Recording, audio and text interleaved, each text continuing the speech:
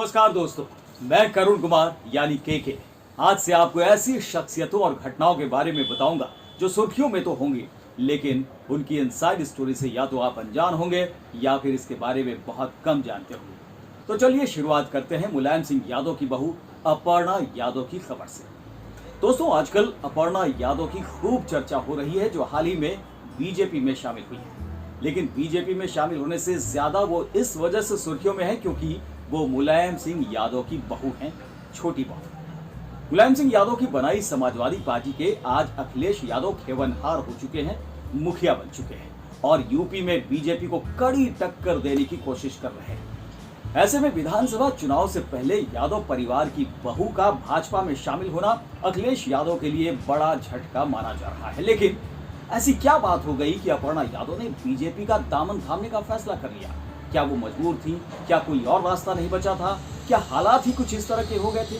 ऐसे ही कई सवाल हैं जिनके जवाब के लिए हमें फ्लैशबैक में चलना होगा। दरअसल करीब 16-17 साल पहले मुलायम परिवार को एकजुट रखने के लिए एक समझौता हुआ था। अब ये समझौता किस तरह का था, क्यों करना पड़ा था और इसके सूत्रधार कौन थे, ये समझना जरूरी है। मुलायम सिंह यादव की दूसरी पत्नी है साधना यादव, जिनकी एंट्री के साथ ही परिवार में बगावत शुरू हो गई थी। बताया जाता है कि 2003 में मुलायम ने साधना को अपनी पत्नी का दर्जा दिया था।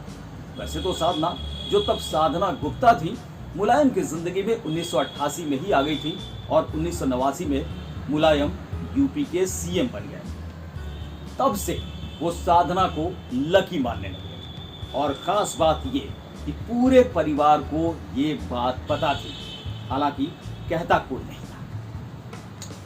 राइटर सुनीता एरॉन है, उन्होंने अखिलेश यादव की बायोग्राफी लिखी, बदलाव की लहर, और इसमें उन्होंने एक जगह लिखा है, शुरुआत में साधना और मुलायम की आम मुलाकात हुई। मुलायम की मां की वजह से दोनों करीब आए।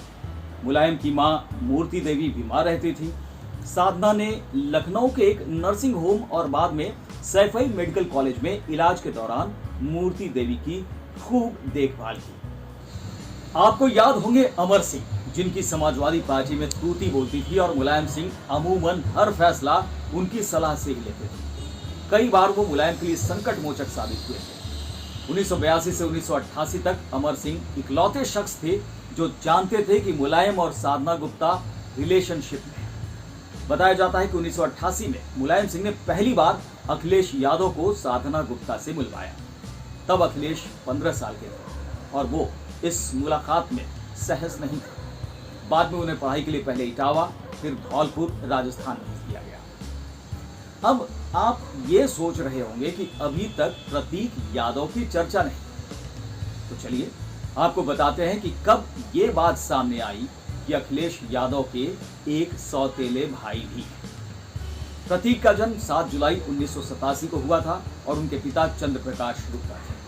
लेकिन 1990 में चंद्र प्रकाश और साधना गुप्ता आधिकारिक तौर पर अलग हो गए और इसके बाद मुलायम प्रतीक के पिता की भूमिका निभाते रहे।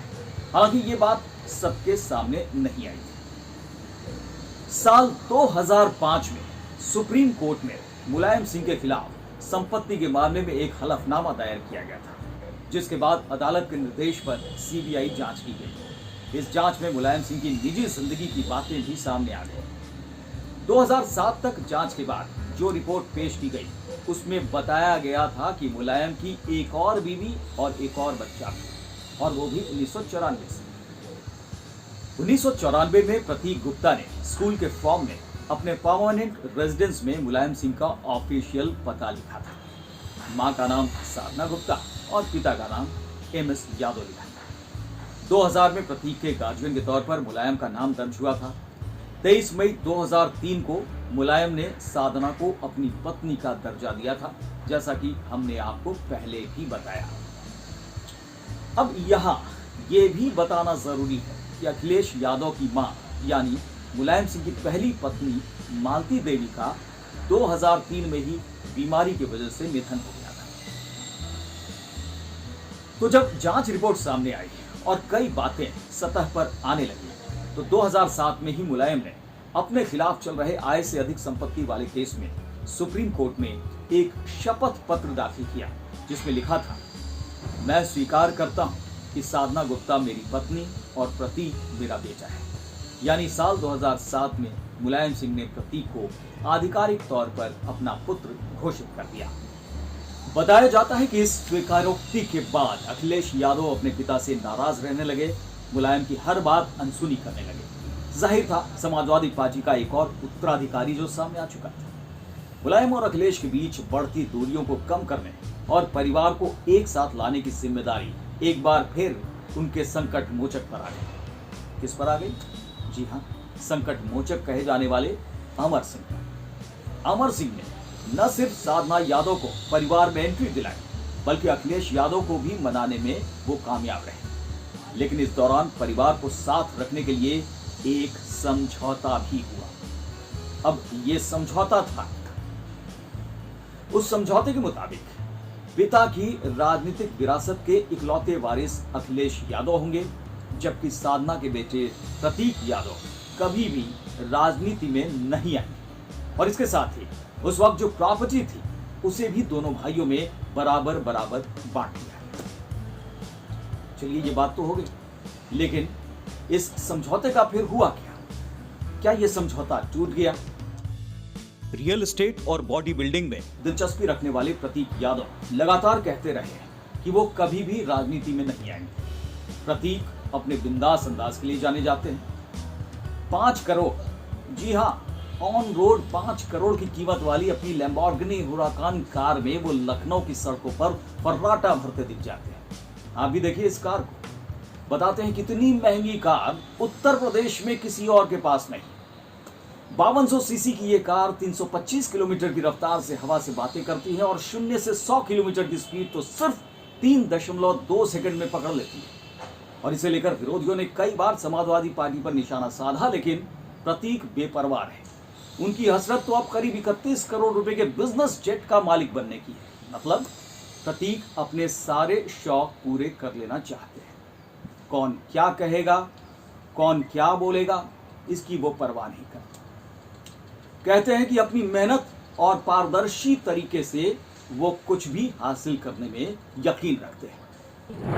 खैर, हम बात कर रहे थे समझौते की, जिसके तहत प्रतीक ने खुद के राजनीति से दूर रहने की बात कही, लेकिन अपनी पत्नी को लेकर उन्होंने कोई बात नहीं। शादी के बाद जब भी सवाल अपर्णा के सियासी भविष्य को लेकर होता, वो कहते कि इसका फैसला नेताजी यानी मुलायम सिंह और खुद अपर्णा कर सकती है। वैसे भी समझौते की बात को यदि सच माना जाए तो उसमें सिर्फ प्रतीक के राजनीति से दूर रहने की बात थी, उनकी पत्नी को लेकर कुछ नहीं कहा गया था। बता दें कि प्रतीक का प्रेम विवाह साल 2011 में अपर्णा विष्ट से हुआ था। स्कूल के दिनों से ही दोनों में दोस्ती थी। अपर्णा ने ब्रिटेन की मैनचेस्टर यूनिवर्सिटी से इंटरनेशनल रिलेशंस एंड पॉलिटिक्स में मास्टर की डिग्री ली है, जबकि प्रतीक लखनऊ यूनिवर्सिटी से बीकॉम करने के बाद एमबीए की पढ़ाई के लिए लीड्स यूनिवर्सिटी लंदन गए थे।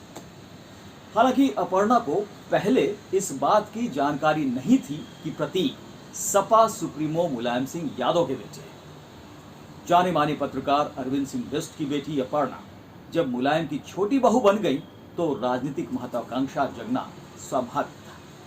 वो परिवार की दूसरी बहू यानी पहली बहू कह सकते हैं, डिंपल यादव की तरह पार्टी में अधिकार चाहती थी। अपर्णा की इसी इच्छा या फिर कहें कि जिद की वजह से मुलायम सिंह ने 2017 में अपर्णा को पार्टी का टिकट दिलवाया था, लेकिन वो लखनऊ कैंट से चुनाव हार गई। हालांकि अपर्णा ने आरोप लगाया कि अखिलेश यादव नहीं चाहते थे कि वो चुनाव जीते। अखिलेश ने उनके लिए चुनाव प्रचार भी नहीं किया था। और जहां तक इस बार के विधानसभा चुनाव की बात है तो खबर यही निकलकर आती रही कि अखिलेश यादव इस बार परिवार के किसी भी सदस्य को टिकट नहीं देना चाहते थे। जाहिर है अपर्णा के लिए ये फैसला बेहद परेशान करने वाला था और राजनीति के क्षेत्र में वो अपना एक मुकाम बनाना चाहती हैं, मुकाम देखना चाहती हैं। और माना यही जा रहा है कि अखिलेश के इस फैसले के बाद ही अपर्णा बीजेपी के संपर्क में आई और अब पार्टी में शामिल भी हो गई। वैसे भी अपर्णा यादव कई बार प्रधानमंत्री मोदी की तारीफ करती दिखी है, जबकि 2017 में योगी सरकार बनने के बाद अपर्णा ने कई बार सीएम योगी से भी मुलाकात की। बीजेपी की तरफ झुकाव के बीच उन्होंने कई बार ऐसे बयान भी दिए जिनसे अखिलेश यादव की खासी किरकिरी हो। अखिलेश ने राम मंदिर निर्माण के लिए चंदा जुटाने वालों को चंदाजी भी कहा था। वहीं अपर्णा ने राम मंदिर के लिए 11 लाख रुपए का दान दिया था। परिवार के करीबियों का मानना है कि इस बार अखिलेश ने फैसला कर लिया था कि न तो अपर्णा को टिकट देंगे और न ही कहीं जाने से रोकेंगे।